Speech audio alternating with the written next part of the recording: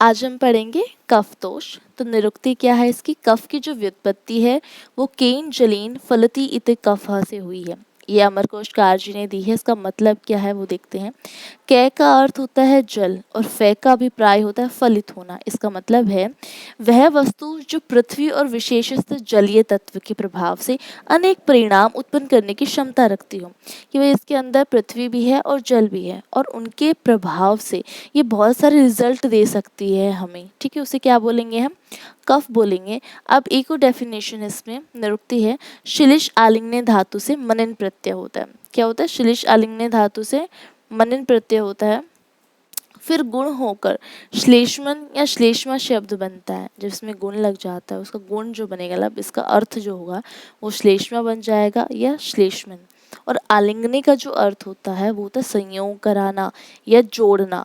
श्लेष्मा वह द्रव्य है जो शरीर में दो या दो से अधिक सूक्ष्म एवं स्थूल अवयव को जोड़े रखता है। एज एग्जाम्पल लाइक हम देखते हैं कि हमारे जो जॉइंट्स होते हैं, जॉइंट्स क्या करते हैं? आपकी दो बोन्स को जोड़ते हैं। ठीक है, टू बोन्स। ठीक है, अब वो कौन कर रहा है? वो आपका कफ कर रहा है। जो भी आपका फ्लूइड होता है in between your synovial fluid between your joints, that is कफ।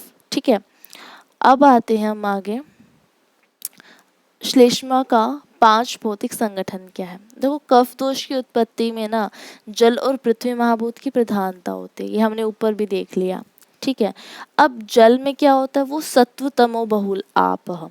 उसमें मतलब क्या बोला गया है? सत्व की और तम की बहुलता होती है। और पृथ्वी को तमो बहुला पृथ्वी कहा है, मतलब इसमें तम गुण की प्रधानता होती है पृथ्वी में। अब दोनों को हम मिला देंगे तो देखो, तम तो बहुत ज़्यादा हो गया लेकिन सत्व भी थोड़ी मात्रा में है। तो क्या यही बोला गया है, इन दोनों के उत्पन्न होने के कारण कफ तमो बहुल के साथ साथ किंचित सत्व वाला भी होता है। ठीक है, देखो तमो गुण ज़्यादा होगा तो आलस्य बहुत ज़्यादा होता है। और जब हम कफ लोगों को देखते हैं, जो कफ प्रकृति के मनुष्य होते हैं, वो काफ़ी आलसी होते हैं, काफ़ी भाई उन्हें सोना काफ़ी पसंद है। ठीक है, तो वो आप इससे एग्जाम्पल ले सकते हो। फिर हम आगे देखते हैं इसके। भाई अब देखो, है तो जल एवं पृथ्वी महाभूत की प्रधानता, लेकिन जैसे हमने पढ़ा था कि भाई हर एक द्रव्य 5 भौतिक है, तो हर किसी में उसका थोड़ा थोड़ा पार्ट तो आएगा। ठीक है, जो प्रधान रूप में है वो प्रधान ही रहेंगे, लेकिन जो दूसरे होंगे वो कुछ ना कुछ थोड़ी थोड़ी मात्रा में, माइन्यूट अमाउंट में प्रेजेंट होंगे। अब पृथ्वी से क्या क्या है भाई? ये गुरुता देता है, स्थिर, मंद और तमोगुण। देखो, हैवी, गुरु का मतलब यहाँ हैवीनेस से है, काफ़ी भारी। जो कफ लोग होते हैं वो थोड़े मोटे काफ़ी होते हैं, अच्छे मतलब गुरु होते हैं, भारी होते हैं। देन आपका आता है स्थिर। ठीक है, स्थिर में देन मंद आएगा, देन तमोल।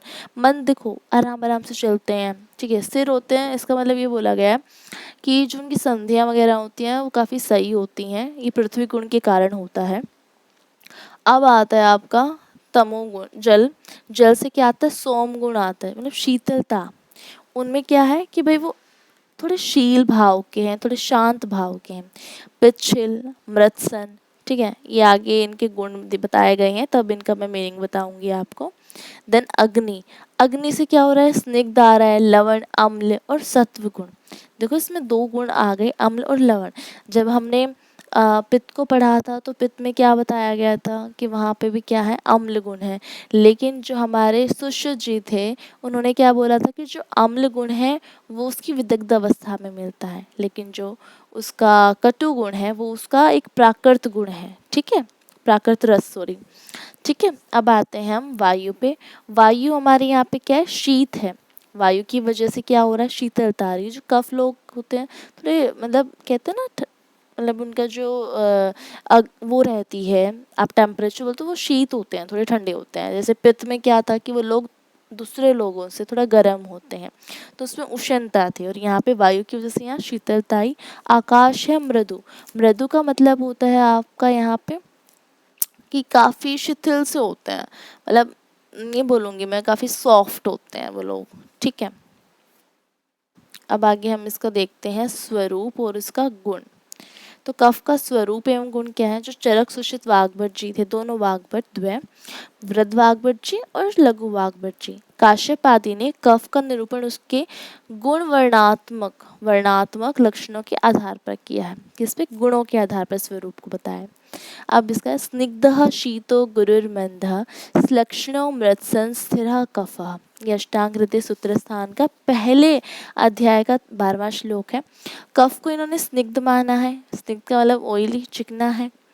फिर जो आपका शीत गुण बताया था, कोल्डनेस, देन गुरु भारी होता है, मंद जो धीमी गति से कार्य करने वाले होते हैं, ठीक है। श्लक्षण चिकना या अपरुष भी बोलते हैं इन्हें, ठीक है, कि ये भी चिकने होते हैं। देन मृत्सन लसलसा, भाई मृत्सन में ये बोलेंगे जैसे स्पॉन्ज नहीं होती, स्पॉन्जिनेस जिसको बोलते हैं वो मृत्सन में आती है। देन स्थिर, न फैलने वाला बताया है, ठीक है, जो जैसा है वैसा ही रहेगा, वो बिना बात का मतलब देखो हमने कल पढ़ा था पित्त में कि भाई वो उसका सर गुण होता है, ठीक है, सर का मतलब है वो फैल जाता है, ठीक है, वो एक जगह से दूसरी जगह मतलब उसका, क्योंकि वो फ्लूइड था, अब जो हमारा कफ है ना वो वहीं रहता है जहाँ उसको रहना है, वो कहीं पे भी जाएगा नहीं, ठीक है, ये बात बोली है इसने। अब हम आगे पढ़ेंगे, कफ के कर्म पढ़ेंगे। कफ के कर्म क्या है? श्लेष्मा स्थिरत्व स्निग्धत्व संधि बंधन समाधि भी, ये भी अष्टांग हृदय जी ने बताया है सूत्र स्थान की 11वें चैप्टर में, तीसरा श्लोक है। क्या बोला गया है? श्लेष्मा क्या होती है? स्थिरत्व, स्थिरता प्रदान करता है, भाई जैसा है वैसा रहेगा, जहाँ पे है वैसा वहीं रहेगा। स्निग्धता देता है, स्निग्धता का मतलब होता है कि वो काफ़ी आपको चिकनापन देगा, काफ़ी आपको ऑयलीनेस देगा, ठीक है। देन संधि बंधन, संधि बंधन का मतलब जो आपके जोड़ होते हैं ना, जॉइंट्स होते हैं, उनको अच्छे से मजबूत रखता है। देन समाधि भी, मतलब क्षमा आदि कर्म करता है। क्षमा का मतलब क्या होता है? किसी को भी फॉरगिव कर देता है, उनके अंदर ये पावर होती है, ठीक है। अब विभिन्न आचार्यों ने अलग अलग कर्म भी बताया, उनमें 2 कर्मों में बांट दिया, एक तो शारीरिक कर्म और एक मानसिक कर्म। तो शारीरिक कर्म में क्या आया? स्थिरता, कि भाई एक जगह वहीं रहेगा। स्नेहन, संधि बंधन, गौरव, गौरव को ही गुरु कहते हैं। संश्लेषण, ठीक है, संश्लेषण का मतलब वही होता है कि भाई ये बांध के रखता है। रोपण कर्म करता है ये। पूर्ण, वृश्यता, शीतत्व, सामित्य, अति निद्रा, श्वेत वर्ण आदि कर्मों का समावेश किया गया है। अब हम आगे पढ़ेंगे इसके मानसिक कर्म। मानसिक कर्म में क्या होता है? इसके अंतर्गत धी, धृति, क्षमा, अलोल्य आदि कर्म जो है वो सम्मिलित है। मतलब आपका क्या आ रहा है, आपकी मेमोरी आ रही है, आपकी ग्रेस्पिंग पावर कैसी है, आप किसको कितना फॉरगिव कर सकते हो, और ये लालची नहीं होते हैं ये लोग, ठीक है, ये बात बोली गई है इसमें। देन इसके स्थान कहाँ है, क्या कहाँ कहाँ पे ये रहता है, प्रेजेंट कहाँ कहाँ पे है?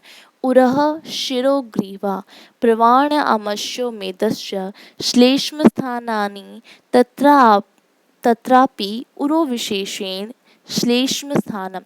यहाँ पे मैंने इसका संधि विच्छेद कर दिया है, देखो ये बनता है तत्रापि उरो, बड़ा हुआ आएगा आपका उरो, ठीक है। अब इसका क्या मतलब है देखते हैं हम।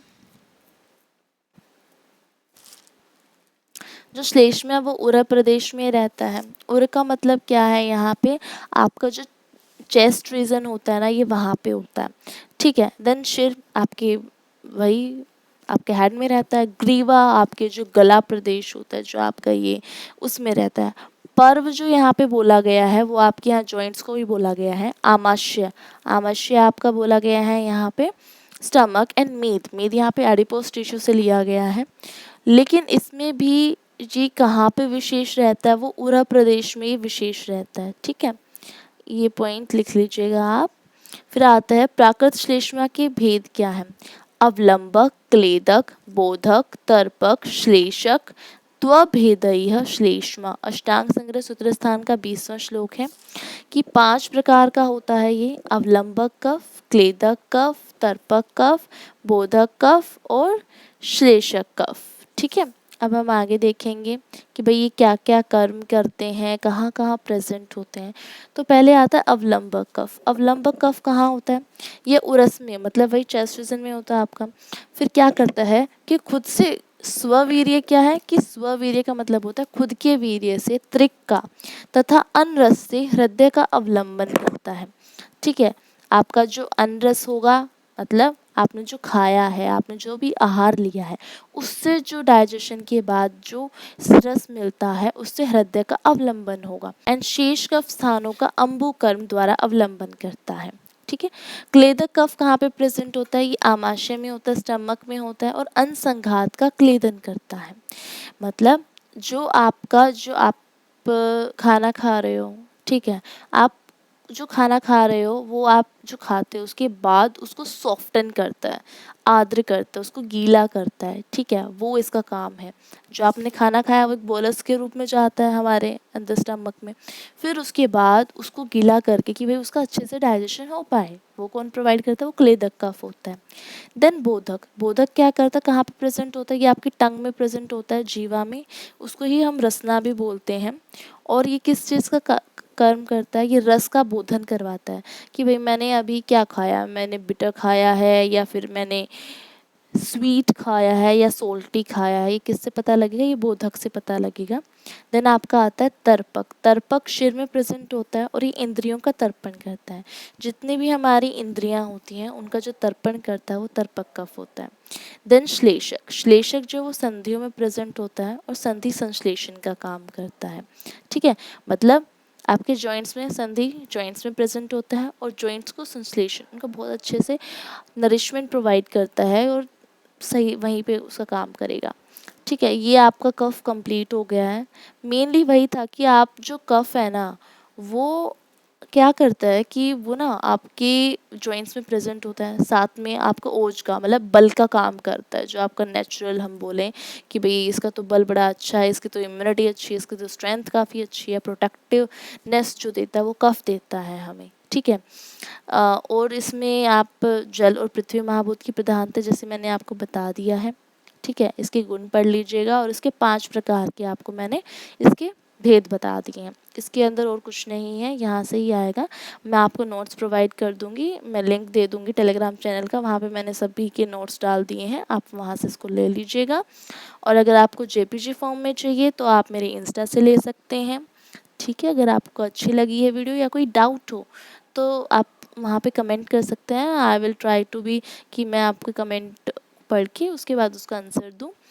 मुझे जितना मैं समझा सकूँगी उतना मैं समझाने की कोशिश करूँगी। ठीक है, आपको अच्छी लगी वीडियो तो do share it, like and subscribe my channel. Thank you.